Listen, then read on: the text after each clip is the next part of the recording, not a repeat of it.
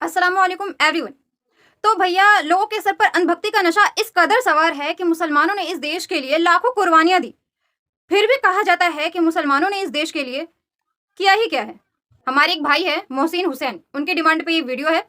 इस वीडियो में हम एक अंधभक्त को जवाब देने वाले हैं। तो चलिए वीडियो को करते हैं स्टार्ट। अभी सऊदी अरब ने भी अपने देश में हिजाब को जो है वो बैन कर दिया है और आप जो स्कूल हैं, इंस्टीट्यूशंस हैं, उसमें आप हिजाब पहनकर नहीं जा सकते हैं। सऊदी अरब के प्रिंस ने पूरे सऊदी अरब में हिजाब बैन नहीं किया है, बल्कि सऊदी अरब के जो एग्जाम माहौल है उसमें हिजाब बैन किया है, ना कि पूरे अरब देश में।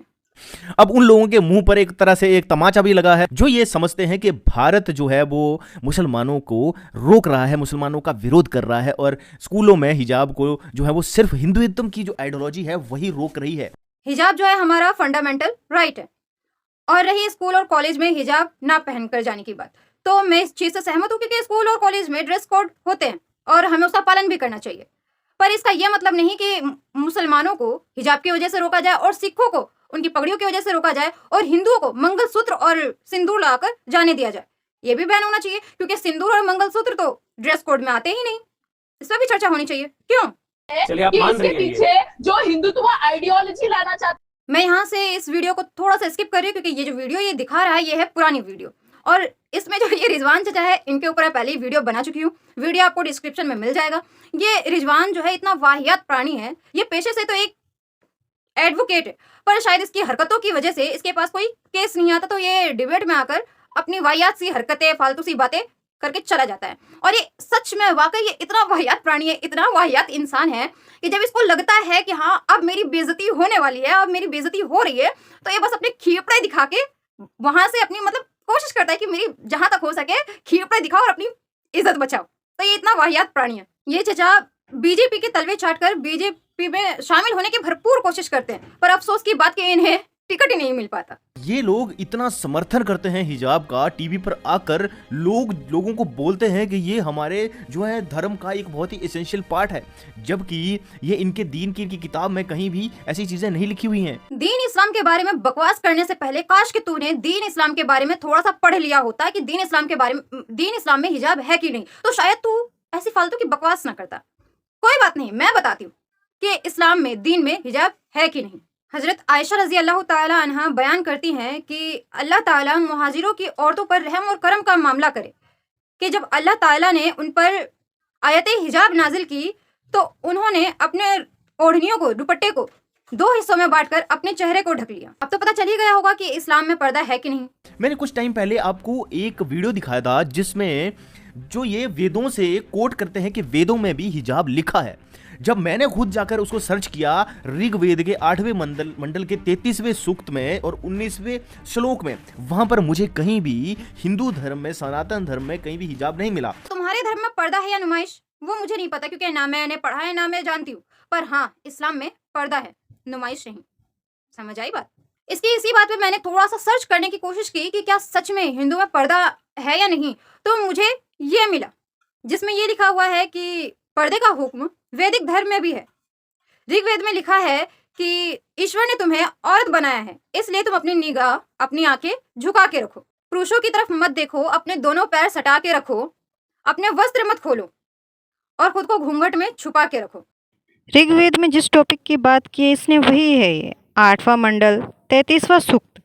अब मुझे नहीं पता कि इस बात में कितनी सच्चाई है, ये इनके धर्म में है कि नहीं, पर मैंने सर्च करने की कोशिश की, जानने की कोशिश की, तो मुझे ये मिला। इन्होंने हिंदुस्तान के ऊपर इतने अत्याचार किए, मुस्लिमों ने इस देश को नुकसान नहीं पहुंचाया। नुकसान पहुंचाने वाले सावरकर के चाटुकार और सावरकर के तुम जैसे औलाद है जो इस देश को नुकसान पहुंचाते हुए आए हैं और अभी भी नुकसान पहुंचा रहे हैं।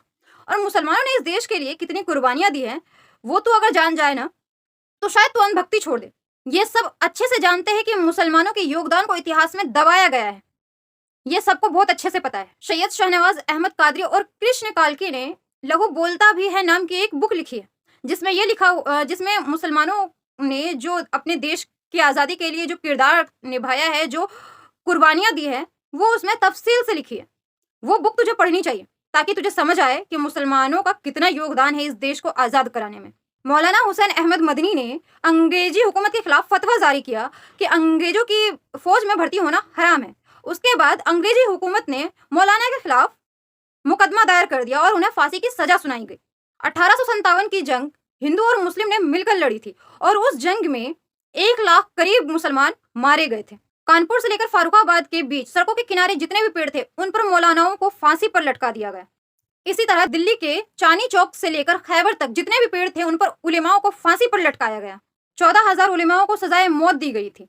शाही मस्जिदों में हर रोज 80 उलेमाओं को फांसी पर लटकाकर उनकी लाशों को रावी नदी में फेंक दिया जाता था। फांसी पर चढ़ने वाले और काला पानी की सजा पाने वालों में 75% मुसलमान थे।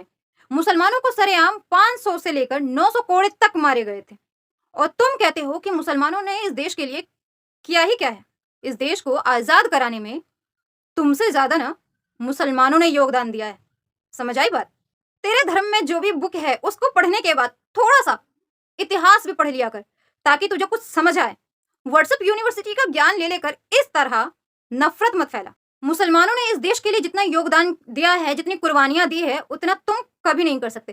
तुम बस इतना कर सकते हो कि कलर को लेकर, रंगों को लेकर, फिल्म को लेकर अपना ड्रामा जारी रख सकते हो। बस इतना ही कर सकते हो और कुछ नहीं।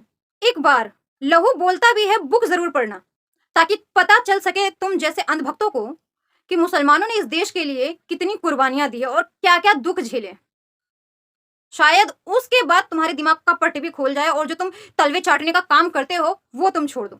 ही जो ये आक्रांता थे वो हिंदुस्तान पे हमला करते थे और वहां से ही ये सारी चीजें जो उन्होंने थोपी हैं। अकबर के कान में दीन इलाही चला था और उसमें जितने भी हिंदू थे उनको कन्वर्ट किया गया था और उनको ये बोला गया था और वहां से कन्वर्जन की उन्होंने शुरुआत करी थी काफी कि अगर आप ये नहीं करोगे तो आपको मार दिया जाएगा। इसने कहा कि अकबर हिंदुओं को धर्म परिवर्तन करवाता था, जबकि रोमिला थापर जो कि एक मशहूर इतिहासकार है और उन्होंने प्राचीन भारतीय इतिहास के ऊपर कई दर्जन किताबें लिखी हैं। रोमिला थापड़ अपनी एक बुक में लिखती है कि अकबर ही एक ऐसा बादशाह था जिसे हिंदू मुस्लिम दोनों वर्गों का बराबर प्यार और सम्मान मिला। उसने हिंदू मुस्लिम समुदायों के बीच की दूरियों को खत्म करने के लिए दीन इलाही नामक धर्म की स्थापना की। अकबर का दरबार हमेशा हर किसी के लिए हर टाइम खुला रहता था और अकबर के दरबार में मुस्लिम सरदारों की अपेक्षा हिंदू सरदार ज्यादा थे। अब मुझे ये बताओ अनभक्तों कि एक इतिहासकार की बात सही है या फिर इस व्हाट्सएप यूनिवर्सिटी के स्टूडेंट की? अगर अकबर ने धर्म परिवर्तन करवाया होता तो उस टाइम भी हिंदुओं की तादाद जो थी मुस्लिमों से ज्यादा थी और आज भी हिंदुओं की तादाद जो है वो मुस्लिमों से ज्यादा है। अगर ऐसा हुआ होता तो आज हिंदू जो है वो मुट्ठी भर होते। लॉजिक की बात किया कर, बिना लॉजिक की नहीं। आज की वीडियो में बस इतना ही। मिलते हैं नेक्स्ट वीडियो में, तब तक के लिए अल्लाह हाफिज।